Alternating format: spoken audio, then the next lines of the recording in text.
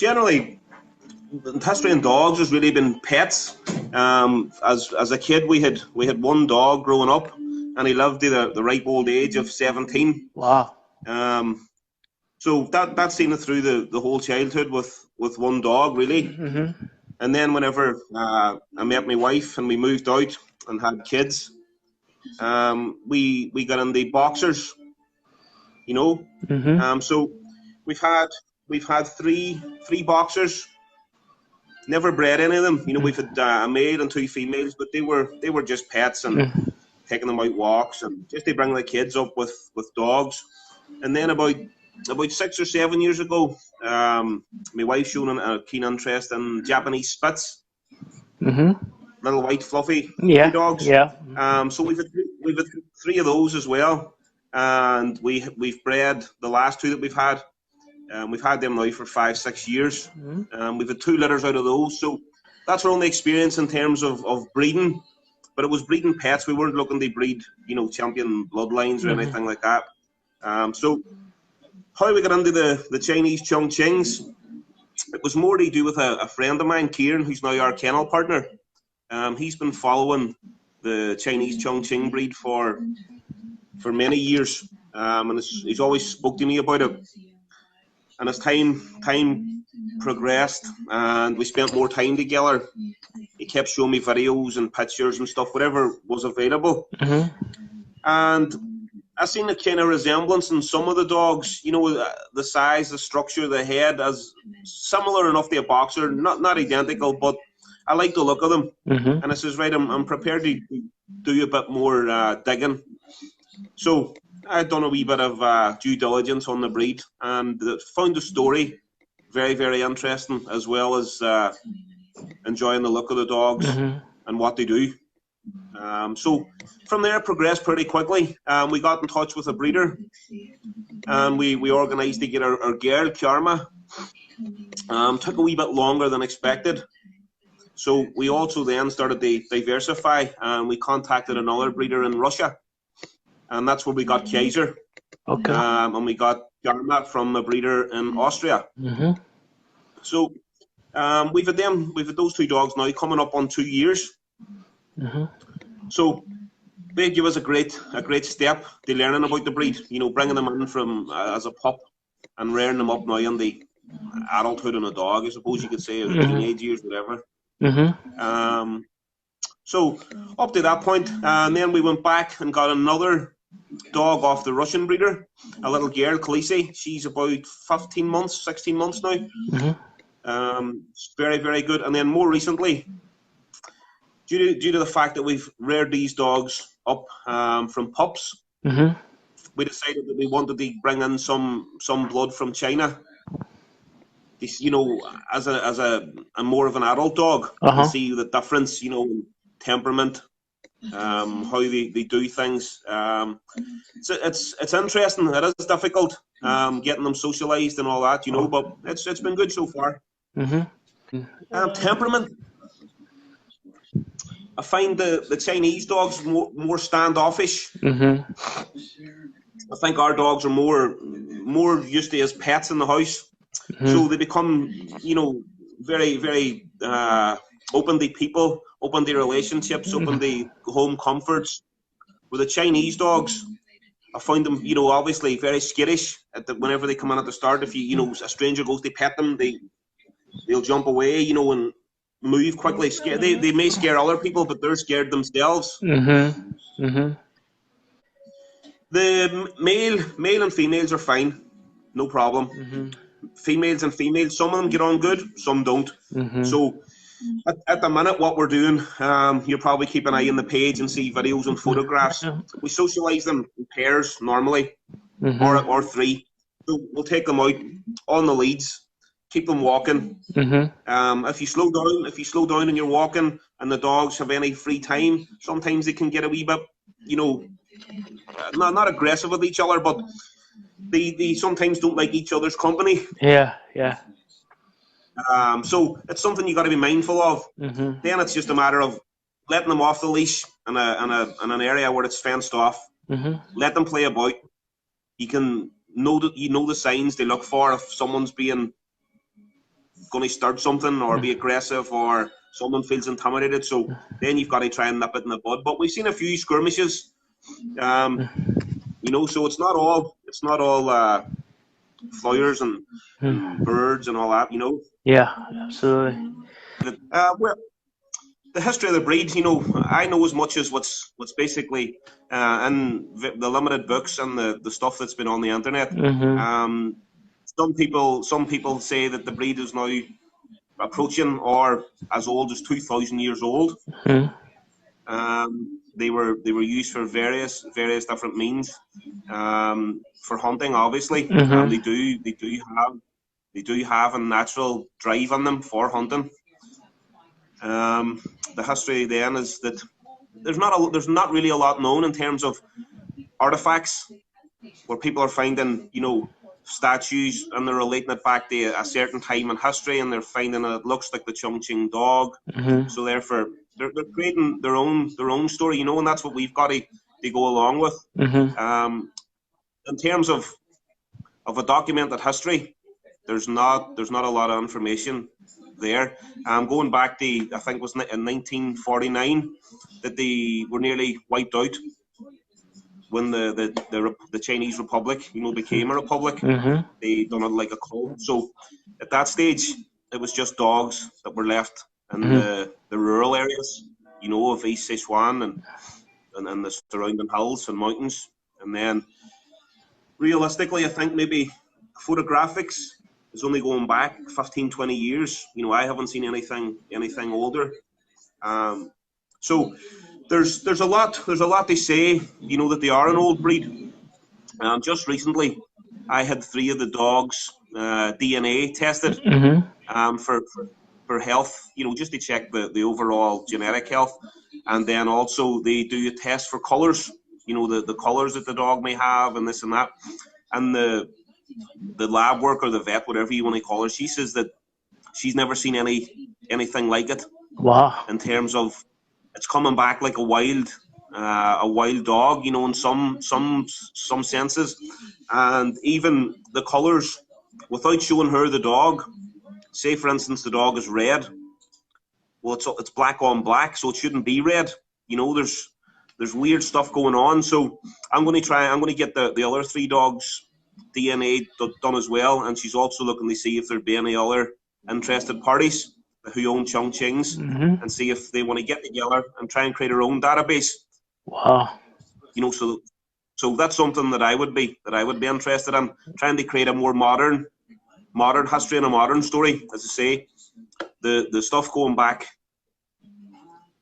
you know, back 2,000 years, we're just relying on historians and artifacts and stuff. But it's a really interesting story, and the facts are, and the DNA to back up that maybe it is 2,000 years old. Maybe it is one of the oldest dog breeds that have been untouched. They've already got a pull for the Chow Chows and stuff, you know, the other Chinese breeds. So they're going to try and overlap and see if there's certain things that come across. But with the colouring, they say that they've never seen anything as how it is with the Chongqings. You know, so they want more people. They do the DNA test so that they can build a database and find out links and just to see how the actual genetics work on the dogs. As far as I'm aware, if you didn't in China, if the dog didn't serve a purpose, it wouldn't exist. You know, if it didn't do its hunting, its guarding. I don't think they were interested in companion dogs, to be honest, because they didn't have the money to feed dogs for no purpose. Basically, I think the dog was the hunter, you know, so the dog got the food. Right.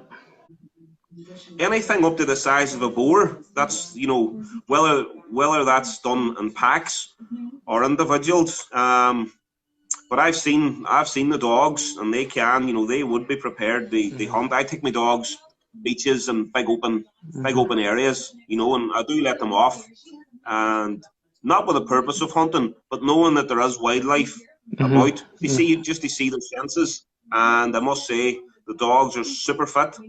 They have a serious drive and really, really alert to everything that's going on around them.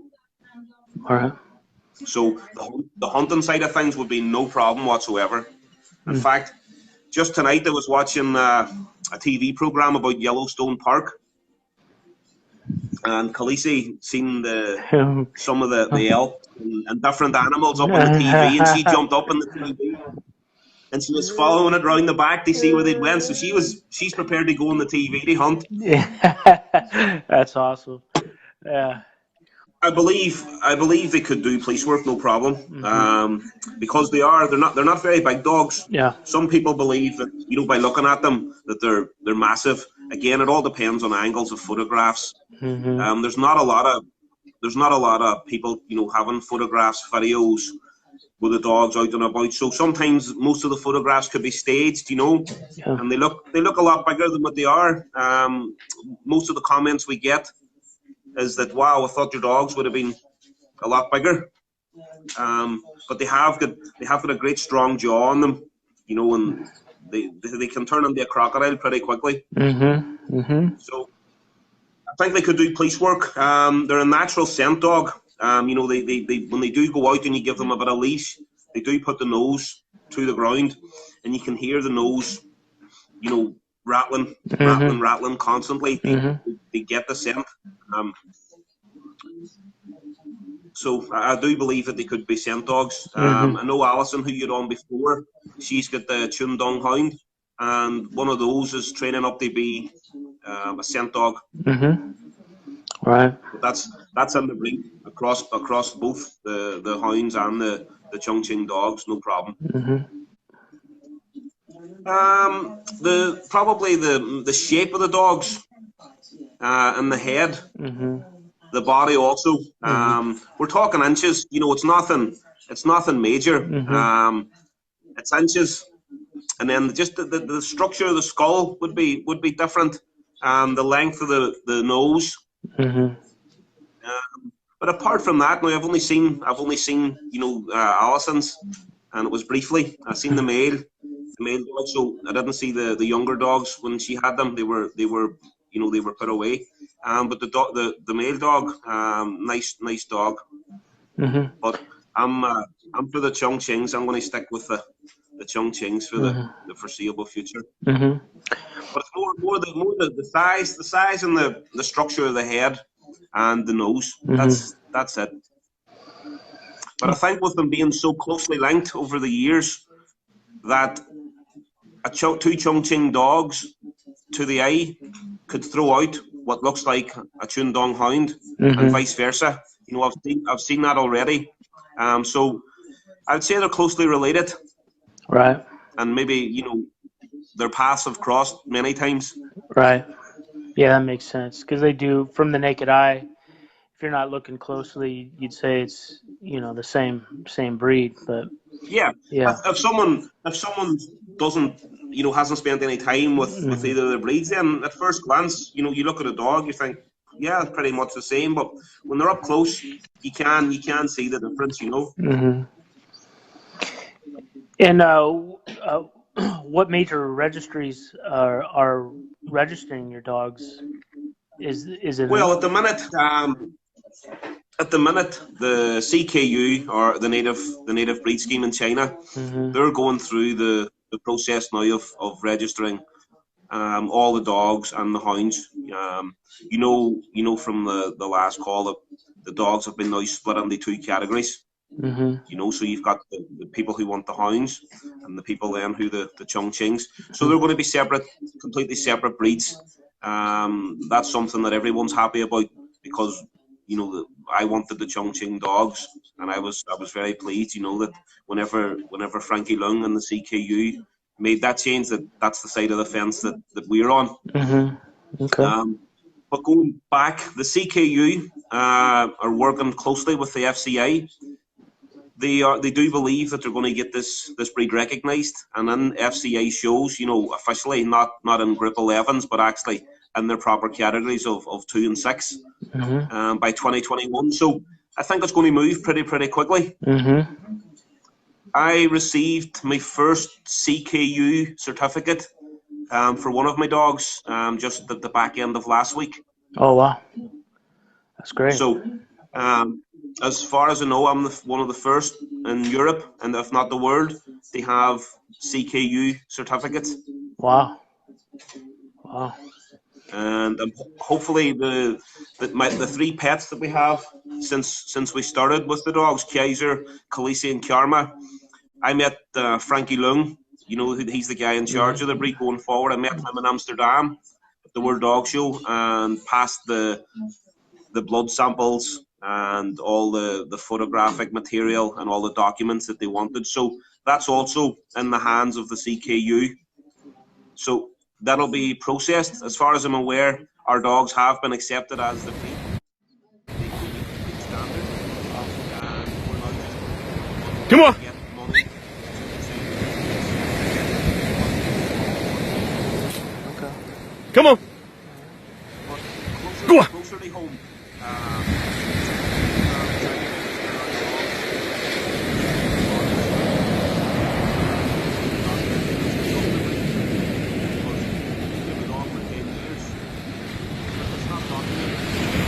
Anywhere, you know, you don't really have any factual history on it.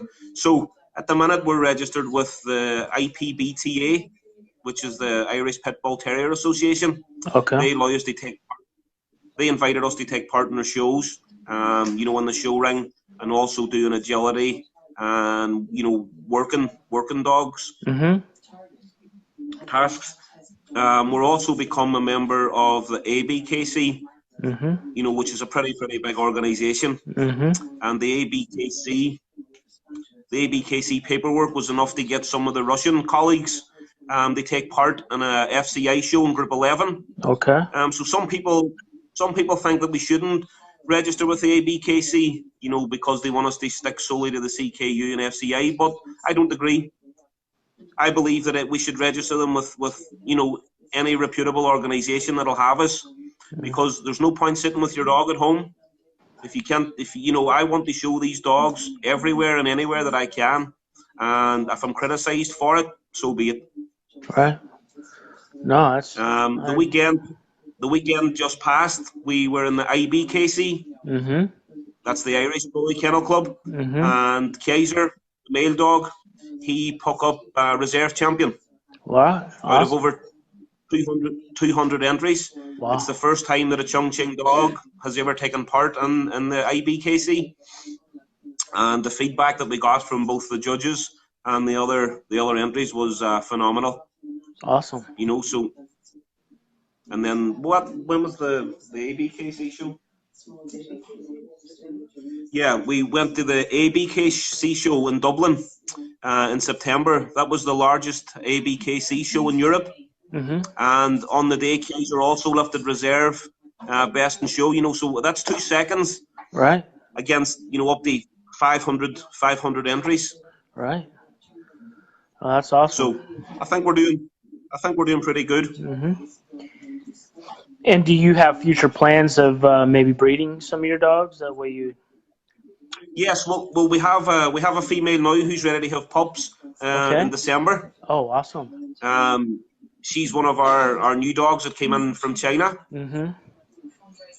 So fingers crossed, everything's going good so far. Yeah, that's good. She's also fully health tested, and so's the father, Kaiser. Both fully health tested. So that's something that we hope to see others following suit with.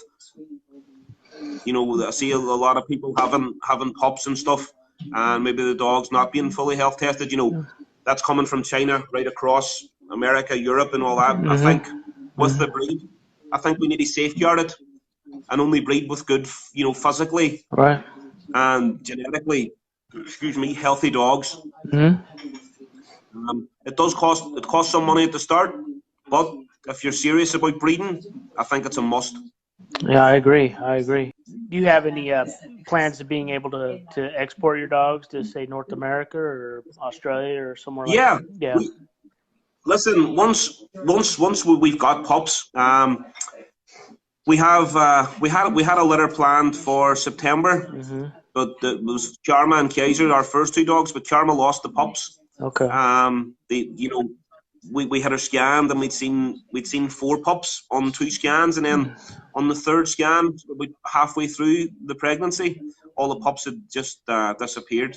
You know, they just as if they didn't exist. So we had a lot of interested people who wanted to put deposits down and this and that. But we will not accept anything until we've got pups. But also, if we find something really, really special, in the pups, then we'd be keeping some pups as well. So they'll not all be for sale. Yeah. If someone ever shows an interest in any, in a litter or having a pup from us, one of the first things we ask them is, why do you want to get involved in the breed? You want it as a pet, or do you like the look of it? We don't really want it going into the hands of people who want a pup and just they start breeding, straight away. It's not really what we're looking for. We're looking for people they promote the breed. I don't want them going to some place, dogs locked up for the first 2 years of their life, and then breeding, and then pups being sold, for if they're thinking that it's a cash cow. It's not a cash cow. If you breed dogs properly, and you put your time and effort into them, you'll be very lucky to make any money on a dog. So I would like to make that point clear. We're not interested in selling to anyone who sees them as a cash cow. It's not what we're interested in. Yeah. So we want people to work with us. For instance, there will be some slight adjustments to the breed standards going forward. Now, we held an interview with Frankie Lung during the summer, and he gave us a few insights, privately, and then we recorded it, of a few small changes that he wants to introduce into the breed. He wants a really, really straight tail in the dogs. Okay. Not bending over. We're seeing a lot of dogs that their tails are coming up over their back and pointing towards their head. That's something that's going forward. That's not going to be, allowed, especially whenever it goes into the show ring and stuff. He also wants to breed towards a completely black tongue. He's allowing us 5 years to reach that goal. Okay. And what's the reason? What's the reasoning behind the tail and the tongue? Did he say? Well, he thinks that it's two of the main characteristics of the dog. And he says whenever he was young, growing up in China, all the Chinese dogs had a blue tongue. Okay. And it's something that he feels that the Chinese dogs should have. Right. So it's something they work towards, and trying to get it as good as possible, and getting the tails as strong as possible and a good ear set on the dogs, and also trying to decrease the underbite. A lot of Chongqing dogs, this all over, the underbite can be too large. Okay. So we need to retract it a bit.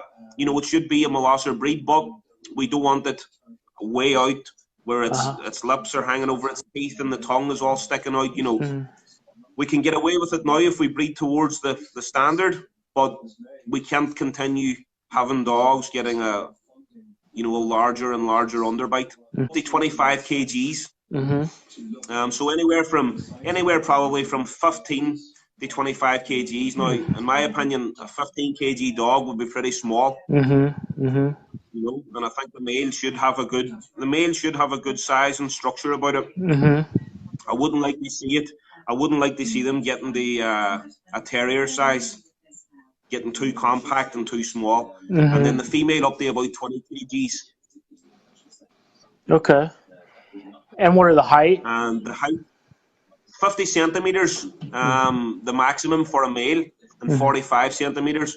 So you're looking at 40 to 50 centimeters for a male, and 35 to 45 for a fully grown female. Kaiser's what? He's 48 centimeters, and he's about 23 kgs. And I find him, I would like him to have slightly more weight on him. But he's an athletic dog. He does a lot of free running, beach running, hill running. So a lot of other people, I don't know if they let their dogs, have big open spaces to run about, whether it's just on a farm or a garden or whatever. But I like to see the dogs in in the open and let them run. They do love it, and they are obedient. You know, they will come back. So I would like to see that more in the future as well. Owners, you know, putting confidence into the dog. Obviously, not letting the dogs run around parks with other kids or other people, but you can find beaches that are empty and stuff. And I enjoy getting out to the beach with the dogs and letting them off, letting them explore. You know, they can snuff out anything. I've had a few close calls with sheep, to be honest. So you have to make sure that there's no animals and farmyard animals and stuff about, because they will snuff them out. That's awesome. Yeah. Well, I suppose at the minute they probably, not a lot of people know these dogs even exist. No. So not until they become more mainstream would we even be able to they probably answer that. But I would see no reason why they couldn't do the work. Hunting 100% for sure. Those dogs can and will hunt. There's no doubt of that. I only have the one male, but we've been out running with, you know, three dogs, 4 dogs. When they're running, there's no problem. You know, they'll not fight with each other or anything like that. But what I have found is, if you take them to a smaller closed up area and they start crossing each other's paths, and they will, you know, there is an aggression there. They do want to be the boss. Right. Now, what is the optimum for your program? Where do you see yourself in 10 years with the breed, and what are you hoping for? World class show dogs. You know, going into the ring and showing the dogs for all they've got, because the dogs are so elegant. See, when they're on the leash, you know, the male that I've got and the females as well, you put a leash on them with the show collar on, and they just change from a wild dog on the beach to a dog that says, "I'm in here, I'm the best, I'm winning the show." And that's with little training. You know, we don't come from a show background, but we've taken the dogs to the shows, and we've been getting brilliant results and brilliant feedback. Awesome. And that's us handling them ourselves, you know. And did you guys teach? But also, go ahead. I would also like to keep them with the drive, you know, and the original instincts in them. I wouldn't want them just to become a complete show dog. That's why a good dog should be able to do both. You know, it should have a good, enjoyable life. And then when it does go on for the odd show, it's going to be sitting around, you know, for 6 to 10 hours. But it'll get good rewards out of it in the end up. Right. I'm just speaking to Sinead, my wife. Sinead reckons that the people that are running the American Chongqing project, they're trying to get into the AKC right now. So the steps are being taken. I don't see a reason why they wouldn't, because these dogs will be an asset to any organisation. But what they will do in the meantime is they will get, even if they just get CKU registration for the dogs, then I believe all the big kennel clubs throughout the world will let the dogs in, and they will show them in the Group 11, you know, the unregistered dogs, and they'll still be able to take part, you know, right up. Right. But all being well, fingers crossed, you know, with the pregnancy with Genji, we may have pups in the start of December. So, and that'll be the first litter of Chongqing dogs in the UK or Ireland. That's awesome. And also, as close a litter being born would have been Austria or Italy. So, for quite a big area, for it to be the first litter, it's still impressive. Yeah, absolutely. You know, we've had a few litters of the Chundong hounds in Wales with Alison, but not the Chongqings. We use a mix of a raw and kibble. Okay. We believe in giving them. People say you should stick to a completely raw or stick to, you know, kibble, but I don't see the reason why you can't have both. We would feed ours complete chickens that have been pulped. Okay. You know, and then they come in 5-pound bags. So I would use that. Always with some kibble. So say they have that today, then the following day they could have beef with the kibble. I would usually heat the kibble up with some hot water. I would use Scottish salmon oil. You know, we put in some 10 mils of Scottish salmon oil. To be honest, skin issues, and with the dogs being a naturally sparse dog, you know, very, very little hair, we don't get a lot of skin issues on them. It's unusual. I also feed the dogs tripe, whether it's chicken, lamb. They love the tripe. Right. It smells horrible, but they do love it. Right. And what else? Liver. We would feed them liver as well. Well, I've got a friend who's able to get his hands on full human grade cow's livers. So we chop it up and give it to them as treats and stuff like that, you know. Awesome. But they're also partial to my boy dog. He loves spicy food. You know. Wow. He would eat my shoes to get a bit of curry sauce or a bit of pizza or. Wow. Yeah, he's a strange dog. Yeah, that is strange. Can you just see if that's showing okay? Can you see? I could just see his head. Oh, now I can see a little better. Yeah. Yeah. Look at that. Okay. That's in here. There's very, very little hair. Right. Just skin, right? Right. So that's going down the middle of his back. Right. Then you come over to the side slightly, you'll see some more hair. Very fine. He would be one of the more naturally bald ones, you know, from the neck right down. Right. And they think that this may be the most sought after. Some people are calling it buffalo skin and stuff. I've heard different names. Okay. I'm not sure how true that is, but that's what he is anyway. Right on. But he doesn't want bother tonight. He's having a sleep. He's beautiful though. Yeah, he's a beautiful dog. Yeah. Kaiser,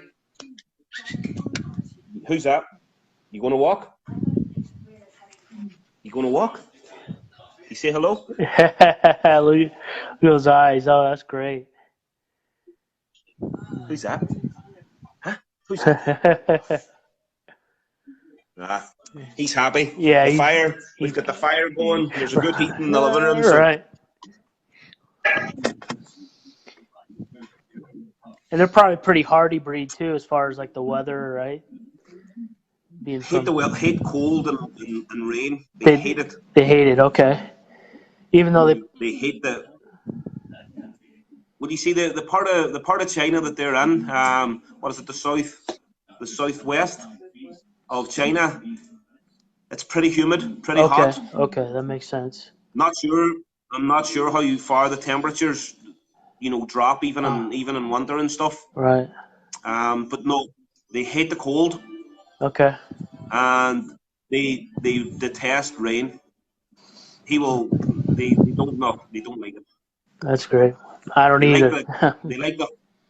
No, exactly. They like the warm weather. And their skin as well. A lot of people ask about the texture of the skin and do they need sun cream and this and that. But all the dogs that we've, you know, that we own and have reared up, they seem to produce their own oil, and it's like a sticky kind of an oil on their skin. And I think that's a barrier, you know, the elements in terms of more the sun. So in that way they're pretty hardy. Obviously, you know, if the dogs are going to be lying in direct sunlight with no shelter, they'll be like anything, they're going to burn, you know what I mean? But generally, there's no problem with the heat, because we would spend, you know, maybe a month or 2 months in Spain during the summer. And the first summer that we took Kaiser, we know when he went over, he was slightly hairier. By the end of the summer, with there was up to 40 degrees heat every day.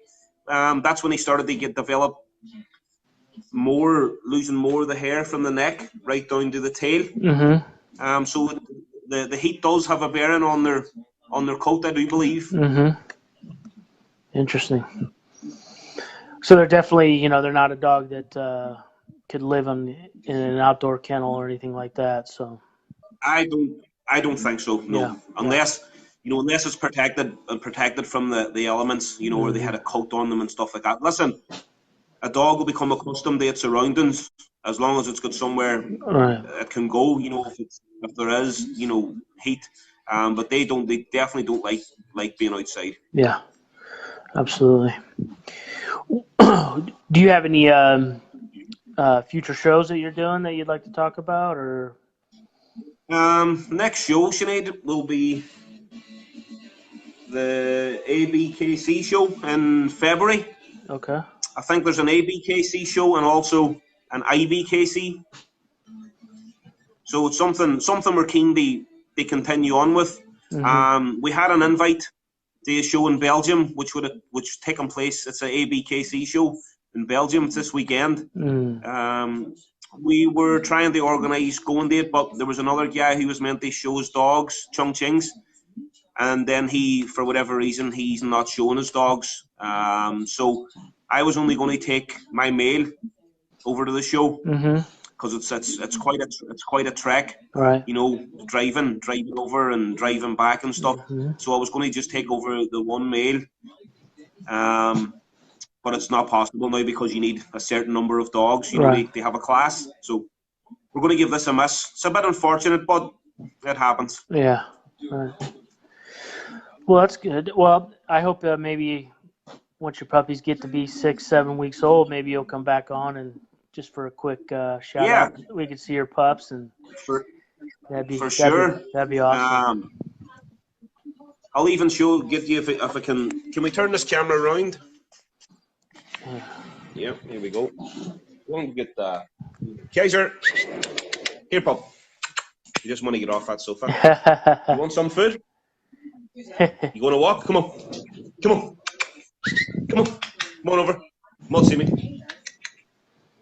Come on. He doesn't want to move. Yeah, he doesn't. And we've got Khaleesi over here. Khaleesi.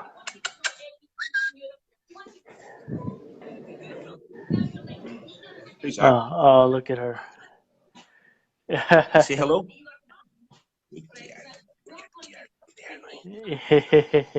And then we have Genji. Genji's the pregnant female. She's in the kitchen. She's just resting up. We try and give her as much private time as possible.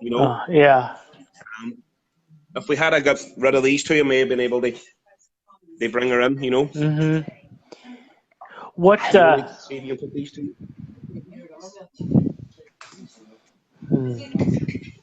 Go on, Khaleesi. Oh, look at that. Go on, Kaiser. Go on. Go.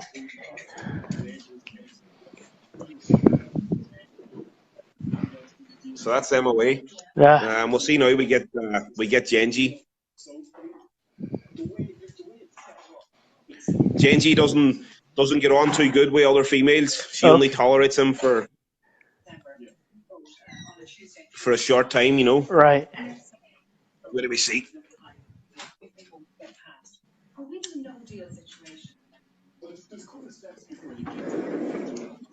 She there? Come away a bone.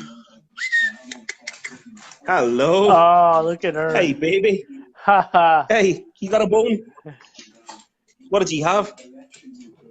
Good girl. What did you get? You got a bone? So, that's Genji. She is how many weeks? 7 weeks? So you can see she's coming on really well. Yeah, she is. Yeah. How's she doing? So it's going to be. She's doing brilliant. She's still very, very active. She actually tries to do too much. Right. If Kaiser moves, she runs straight after him. She's still jumping up and down off chairs. Right. She loves her bones. She's eating like a horse. Right. Genji, what's that? Give me that bone. Give me that bone. Who's a good girl? Give me that bone. Give me that bone. Oh, that's great. Maybe you can put her down. She need to see the size of her now, you know. Yeah. So the first, halfway through December, you think, or? Sorry? The middle. Go ahead. She's due on the 10th. The 10th of December. Okay. Awesome. So could be really, 10 days before or a few days after, Right. But she's doing really well. She's settled in here very well. Yeah. Look at her. She's afraid in case someone takes the bone. Yeah, right. And she can't lie on her belly to eat it. Right. Who's a good girl? Give me that bone. Give me that bone. Give me that bone. You give me the bone? Good girl. Thank you. Give me them paws. There she goes. Oh, there she goes.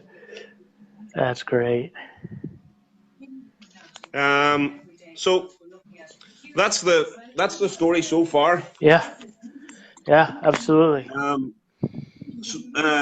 Involved in the team is myself, my wife Sinead, and our kennel partner Kieran, who's on Facebook as Maximus. Yeah. So we're all pretty passionate about the dogs. Yeah. We all share the workload. In terms of the walking, the looking after, the washing, the feeding. So at the minute, with Genji being pregnant, Kieran has Kiarma, China, and Wu-Tang. So he's got them three. So he's got his hands full at the minute as well. But we visit each other every day with the dogs. We go walks together, and all the normal stuff. And what are their sleeping environments? Where do you put them in a little kennel or? No, they all sleep. They all have their own separate bed. Just like inside. So, but they're all locked, in a cage, in their own separate cages with their bedding and stuff. Okay. So they would generally go to bed when we go to bed, and they're brilliant sleepers. They don't want to be getting up and getting out early. They're quite happy. They lie about. They'll go out for the toilet, straight back in, look for some food, lying about, and then whenever it's walk time, you bring out the lead or put them in the car. They go to the beach or the forest or whatever. They come alive. So they're pretty passive and laid back inside the house. It looks like, which is nice. They're brilliant in the house. Yeah. We caused no damage. We've had boxers, and the boxers have totaled. They've totaled gardens. They've took every bit of washing off the light. They've destroyed everything. But the Chongqings, no. We probably the only dogs that we've ever been able to leave in the living room together as a pair. Whenever we go out, we can leave them for a few hours. They'll go sit up on the sofa or up in the chair over at the window, and they'll protect the house. Anybody moves in the street, they know who should be in the street. They know who shouldn't be in the street. Strange cars, anything. Very alert, very smart, very intelligent. Oh, that's awesome. Yeah, they look very confident in the house too. You know what I mean? You get a lot of dogs that are nervous and constantly moving. No. I like that. That's why I like. No, they're super confident. They love playing. Like say tonight, Chaser and Khaleesi would be bunching from that window straight up here, play fighting in the middle of the living room. And it can be fun. And then we've got five children as well, so yeah, the house was pretty hectic. I bet. Yeah. Bit of a madhouse, but it's what life's about. Exactly. Yep. All right. Well, I'll let you get on with your night, and hopefully I can talk to you in about 8 weeks when you have pups, and we can do a quick little show. Once we've got the pups in, we can do maybe around Christmas time. That works. Yeah. Well, I Yeah, appreciate. just before Christmas. Yeah. Well, I appreciate your time, and hopefully we can do a few more shows, and I love your dog, 100%. Thanks. and I'll Thanks a definitely be. million, Sean, Yeah. for the invite. I really Yeah. appreciate it. Yeah. I'm sorry it's taken quite a bit of time to get to this point, but we're here now. Well, it was well worth the wait. I'll tell you that. Thank you for opening up your house to me and your dogs, and I appreciate it very much.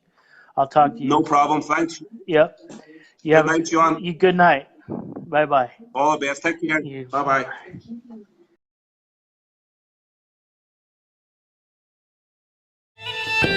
Bye.